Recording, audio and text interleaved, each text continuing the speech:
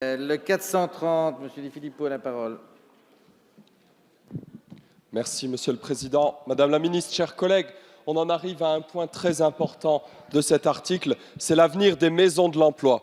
Il y a des structures dans notre pays dont parfois l'action est sous-estimée et je pense que clairement, en la matière, vous avez sous-estimé le rôle des maisons de l'emploi en voulant diminuer de moitié l'aide qui leur est faite en 2018 et la supprimer totalement, c'est-à-dire une mort programmée pour ces établissements en 2019. C'est une mesure sacrificielle de plus pour nos territoires après toutes celles qu'on a évoquées à l'instant.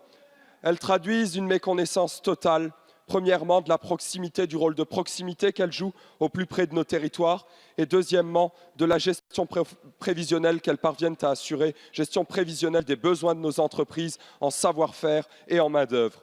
De plus, elles parviennent souvent, ce que personne d'autre ne parvient à faire, à mettre ensemble tous les acteurs, de la préfecture jusqu'aux professionnels de l'emploi, autour de la table pour construire des solutions sur mesure. Et dans nos territoires, notamment nos territoires ruraux, qui sont parfois les plus éloignés de l'emploi, c'est capital.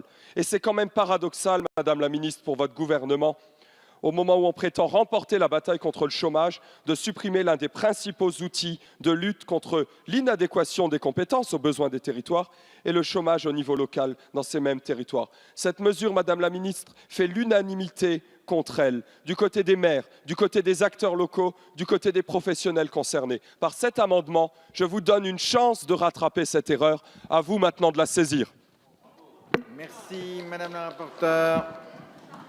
Alors, nous ouvrons le débat sur les maisons de l'emploi. Donc, comme il y aura plusieurs amendements, je vais faire une réponse assez complète pour le premier et ensuite nous aviserons. Donc, le débat sur les maisons de l'emploi est récurrent lors de la discussion du budget depuis quelques années. À noter pour l'historique que les maisons de l'emploi ont été créées en 2004 alors que l'UNEDIC et la NPE n'avaient pas encore fusionné pour créer Pôle emploi et alors que les outils numériques d'aide à la recherche d'emploi n'étaient pas aussi développés qu'à l'heure actuelle. L'ensemble des réformes structurelles et de méthodes intervenues depuis ont réduit le besoin des services fournis par les maisons de l'emploi. En outre, et c'est peut-être là le plus important, des évaluations ont montré que les performances de ces dernières sont très inégales sur le territoire. Alors oui, certaines peuvent mener une action concertée et utile avec l'ensemble des acteurs locaux de l'emploi, tandis que d'autres n'apportent pas réellement de valeur ajoutée et contribuent à la dispersion des moyens du service public de l'emploi.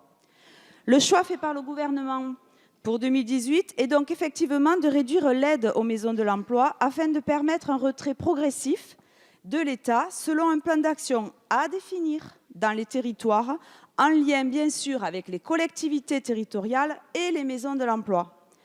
Cette réponse constitue en nomenclature un transfert aux collectivités territoriales et aux autres collectivités. Et les maisons de l'emploi sont soutenues par ces collectivités. C'est d'ailleurs le cas pour la plupart de celles qui fonctionnent bien et qui se situent généralement dans les grandes métropoles, lesquelles ne s'en dégageront pas. Et pour les autres, on fera un cas par cas. Merci. Madame la Ministre, avis du gouvernement, s'il vous plaît. Même avis. Même avis.